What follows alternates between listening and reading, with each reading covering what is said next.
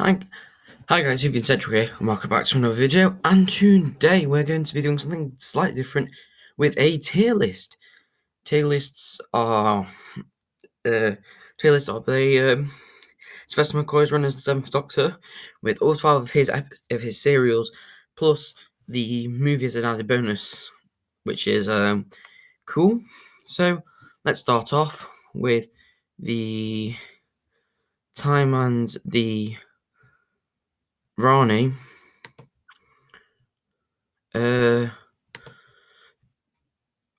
Which for me, it's a clear D tier, isn't it? Really.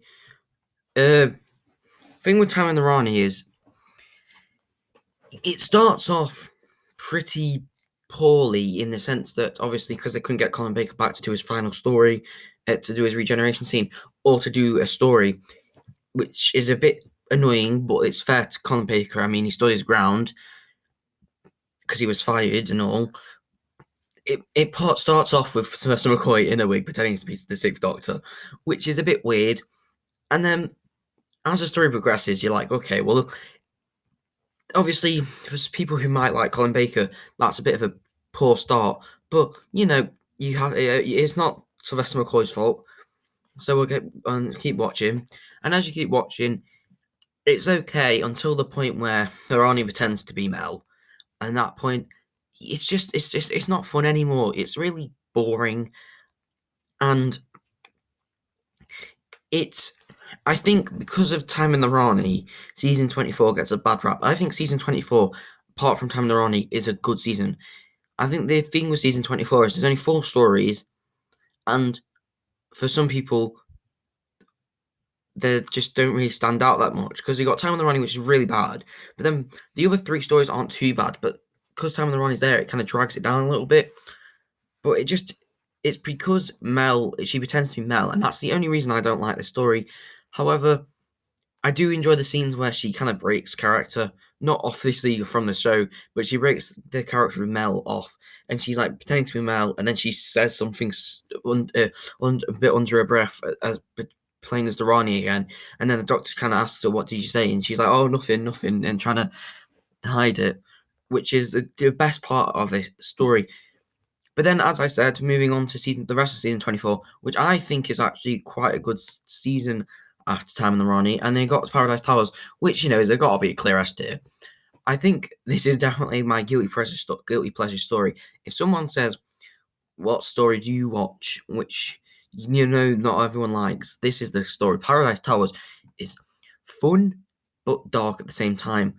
It's like there's the scene where Mel tries to gets attacked by 2 old ladies and is about to get cannibalized by these two ladies, but it's so vibrant and so happy that it's done in a comedic way, which is really funny but weird at the same time. It's like if Resurrection of the Daleks had the Happiness Patrol's Candyman colours. Like it's really quite strange, but it's good. And I like the Kangs in this; they're quite funny. So yeah, I find the Kangs are similar to Leela a little bit. They're kind of like more savage. If you the savagery kind of like more of old and savage, caveman kind of people, which is quite cool. Then after that, we got Doubter and the Bannerman. It's as I said, I'm not a fan. I said I like CRS season 24, and I do, and I think Doubter and the Bannerman is one of those kind of stories though, which happens with most, happens with most, where you feel like something's supposed to be there, but it's just not. And I think that's because I believe Mel was supposed to leave here, and then they changed the script last minute, and she stayed on till Dragonfire. If I might be mistaken there, but it does feel like she was supposed to leave at the end of the story. However, it is quite funny. It's quite happy. This one, it feels like Time of the Rani was just pretty bad. Paradise Towers was a dark theme, but played off as a happier tone. Down on the Bottom One is just quite happy in general. But I don't think this one is as bad as I think if a lot of people talk about season 24, they'll say Down on the Bottom One's their favorite, and not for me personally, but I know I do see why people enjoy it. Then with Dragonfire, is the introduction of Ace, so that's it's a positive. But apart from Ace, I'm going to put onto that and Man Adalto and the Bannerman, because apart from Ace, it's really not. There's really nothing there that interests me. I watched this one once and enjoyed Ace in it, but everything else just felt a bit boring. Glitz didn't really feel like he should have come back. It just felt like he needed to be there to further the plot a little bit. Like it could have been anybody else there, but Glitz was in it quite recently, so they thought, "Oh, we'll get him back quickly," and stuff like that. That's why it's not. Then Remembrance of the Daleks, which a lot of people have as their favorite story, but no, I'm putting it in A tier. And the one reason is, before anyone complains, is Terry Malloy is severely underused in this, because I understand the reason they brought him back in, because obviously the Doctor wouldn't be able to trick the Daleks in it as easily. It makes more sense that he tricked Davros into destroying himself rather than the Daleks. But but considering the Resurrection and Revelation, Davros does so much, and then obviously in Genesis, I suppose, and Destiny, he does a lot. But Terry Malloy, as the actor, he does a lot in Resurrection and Revelation, and he's really good in it. But in this feels like a kind of more 60s John Pertwee kind of early 70s story where Davros isn't in it. And then it kind of feels like at the end they've gone, oh, we really need to kind of get Terry Malloy in here, so they just kind of shoehorned him in at the end. But because he doesn't do very much, he shouts at the Doctor, and then he's been tricked, and then he's gone. It's really not, apart from like when he gets revealed to be the Emperor. Apart from that, it's not as. I think it's not as good as people say it is. I think the Daleks are great in this. Like, if this was just a pure Dalek story, if Davros didn't appear in this, it would be definitely S tier. But I think it gets brought down by it just gets brought down by the fact that Davros doesn't do anything in here and doesn't do anything. And so, yeah, I think that just annoys me a bit. And I know you could say, well, Genesis, he did nothing in Genesis. And that's fair. He didn't do that much in Genesis either. Like, except from, like, walking around and then, like, talking to the Thals. And then, like, that's really all he kind of does in that story, except from talk. But what he does is he manipulates people into doing what he's trying to. What if he could do it himself, he might do, but he's manipulating other people to do it for him, so he doesn't look like the villain, which he doesn't do in this. He just kind of shouts a lot in this, which is why it's just it's not as much. Happiness Patrol, it's definitely mid. It's not as bad. It's not as put it on the shelf after you've watched it once as Dragonfire, but it's not as fun as Delta and the Bannerman. It's definitely an interesting story because it's supposed to be quite a light. You think it's kind of like the opposite to Paradise Towers. Paradise Towers is a nice, happy theme with dark undertones. Actually, no, it's exactly the same as Paradise Towers. The Paradise Towers is quite a happy theme with a dark, happy theme with a dark story, a more darker story. Happiness Patrol is the same, light, happy theme with a darker kind of story. Unlike some stories where it's like a happier theme but with a darker setting, which is a bit weird. But it's probably just a bit better than Dark on the Bannerman. It's definitely not as good as Dragonfire. It's definitely worse than Dragonfire, and it's probably just about the same as Dark on the Bannerman. But I'd say it's probably just a little bit higher because it's just a more. It's definitely a story I'd go back to watch more. Then next is the Silver Nemesis, which is supposed to be the official 25th anniversary special, but most people say that Remembrance is the special.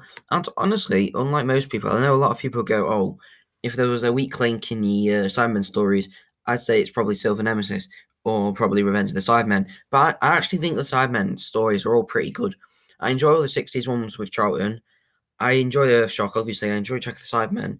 And I do like Silver Nemesis and Revenge of the Cybermen. I think they are not underrated, but I just think people. I think the issue with the Cybermen stories is you have the standards of Earthshock, you have the standards of Tomb and Cybermen, and you've got the standards of the Invasion and stuff. And then these don't necessarily step up to the caliber of Earthshock. But I don't think that makes them bad stories, because the Daleks have definitely had worse stories than the Cybermen. If you were going to compare the Daleks and the Cybermen, the Daleks would definitely have had 2 or 3 stories before the Cybermen's stories came in, unless you took out in the new series. But like, I think it's a good story. I think it's not as good as Remembrance because there is a lot of things going on for a 3-part story, and it does kind of sacrifice character development in it. Like, I think Lady Pinfoot should get more time than she actually does, and her death is a bit strange, but I think it's an okay story all around, and it's not as bad as people say it is. Then obviously next we've got Greatest Show in the Galaxy. It's probably an A tier for the reason that although I enjoy the villain, I enjoy the Doctor, I enjoy Ace in this. If I'm going to watch a good Sylvester McCoy story, normally I'd honestly go to season 26. I'd either watch season 26 or Paradise Towers or Remembrance. I would watch Remembrance, Paradise Towers, season 26. But Greatest Show in the Galaxy is a good story. Like, it's one of those really good stories, but I don't go back to watch it straight away. Same with stuff like the Silurians. With Jon Pertwee's Doctor, the Doctor and the Silurians, great serial, love it. But it's 7 parts, and it does feel quite heavy going if you want to watch the Silurians. So I can see why some people enjoy the story, and I do enjoy it as well. But I'm not. I feel like I feel not in the mood for this one as often as I am for other stories. Next, we've got Battlefield, which is is an S2 for a couple of reasons. The Brigadier's in it, which he's Nicholas Courtney is amazing. Jean Marsh is a great as the villain is really good. I really like her as the villain. And also the whole demon guy at the end, I don't know what his name is, but he's really good as well. He's a really good villain, although he doesn't get as much screen time. And also, he looks like something from stuff like Buffy or Buffy the Vampire Slayer or something, which is quite weird considering it was a bit under 10 years, probably about 8 or 9. Next, we've got Ghostlight. I think it's probably a high B tier. When I first watched this, I thought it was a bit confusing. I think a lot of people did, but then when they rewatched it, I started to figure out what's going on. But I find that I can get quite distracted when watching the story. Like, if you're watching the story, it's kind of so confusing sometimes that you just don't want to know what's going on. So yeah, that's why I think it's a B tier, because it's a good story when you're watching it, but sometimes you just get a bit distracted from it, and it's just, yeah. Then obviously, in my opinion, Sir Esther McCoy's best story, The Curse of Fenric. I mean, it's really just a good watch. I think it has a good plot, an interesting villain in Fenric, and just the Doctor and Ace in it are really good. I think the only issue I have with it is the fact that Fenric did not come back, and I hoped that if say season 27 went ahead in 1990, I believe that Sylvester McCoy was going to regenerate that in that season. He was going to do 4 seasons, so it would have been cool to see the villain that he fought would have been Fenric, and that would have been what I think would have been a good send off for Sylvester McCoy. Personally, I mean, I know the movie did make him regenerate in the end, but I think it would have been a better send off if he fought against the Fenric in his final story. Then next got Survival, and as I said, season 26 is the season I'd watch, and I think Survival would go into C tier. A C tier. I do not enjoy the story that much, but it's going into a B tier above Dragonfire because Anthony Ainley is just great in this story. So first, with the negatives of this story, it's very. If this was, I think the issue with this is similar to some regeneration stories. Like, I know I'm comparing a lot of things to Jon Pertwee today, but Jon Pertwee's regeneration story is not that good if you think about the grand scheme. If you rank over the regeneration story, it's not going to be that high. But if you took out the regeneration scene and if he had survived his attack on Metropolis 3, the Third Doctor it would have been a decent story. It wouldn't have been my favorite, but it would have been an okay story, similar to Survival. I think a lot of people like this story because it is the last story, and they just go, "Oh, it's the last story, so it's gonna have to be good." But I think, as a normal story, if Survival was in season 25 instead of Greatest Show in the Galaxy, I think it would have been a fine story. But in the as the final story of the classic run, I think it just doesn't deliver. Not like saying, "Oh, it should have ended with a regeneration," but it's left ambiguous to who he turns into. Not like that. But I think it would have been better if if they left it on Curse of Fenrir, it would have been quite interesting. Or maybe even if they left it where they left it on something like Ace wasn't sure whether she could trust the Doctor anymore after not the Doctor's not only taking her to a house that she's scared of, taking her to meet her mum who she doesn't like, and then taking her back to her house and watch as most of her friends have been heard about most of her friends being killed, which would have been cool as she might have been able to say, well, being with the Doctor has made a lot of things happen, still questioning whether she should stick with him. But yeah, as I said, not a bad story. But then the positive is Anthony Ainley. I think Anthony Ainley is my favourite master. I think Roger Delgado has that kind of pizzazz about him. He's kind of like a more of a laid back person. But I think Tom Baker's story with him is amazing. He's got so much chemistry with Tom Baker, and I wish I'd seen more of that. But then I think his chemistry with both Sylvester McCoy and Colin Baker are really good. And I think that's why I enjoy him so much. I also enjoy most of his stories, which is probably why. Because I find that I think the best thing is if, say, you're going to watch a marathon, you're going to marathon all the classic Who, you're going to probably get quite tired out of watching Roger Delgado play the Master like pretty much every serial.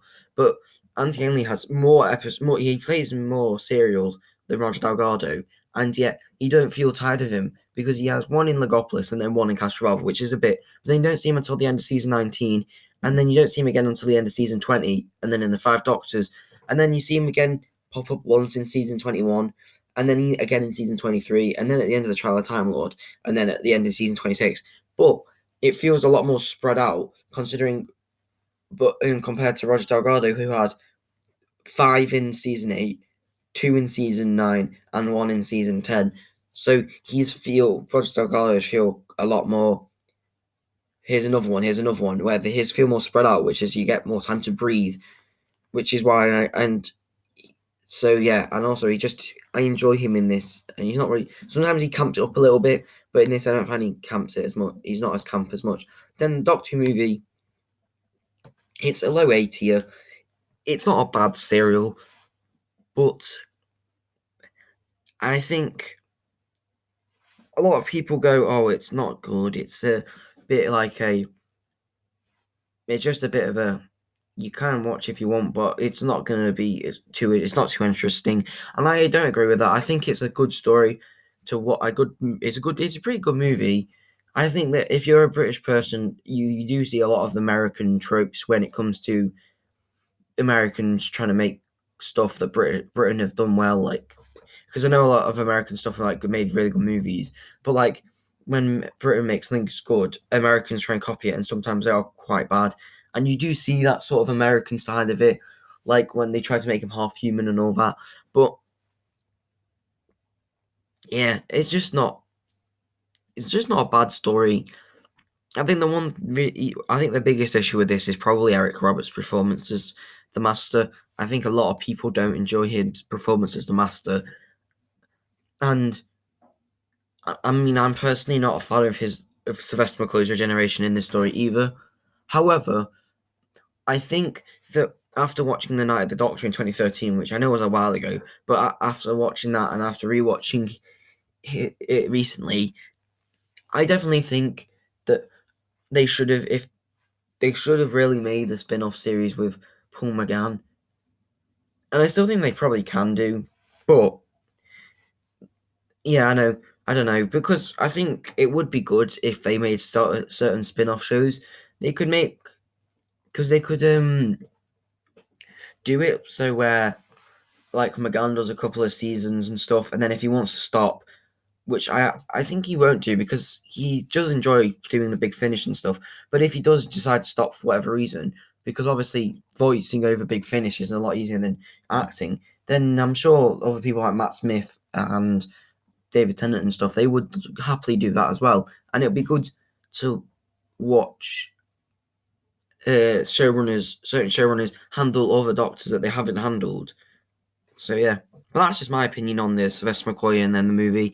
And then we did go a bit off topic there on a spin-off show, which I might post. I might look at spin-off shows, that ideas that they could do. If you've enjoyed this video, please think about liking and subscribing. And if you do want to see me look at certain spin-off shows that I've thought of and I think could work, then like. And so then if you get enough likes, I'll think about doing that. But yeah, see you.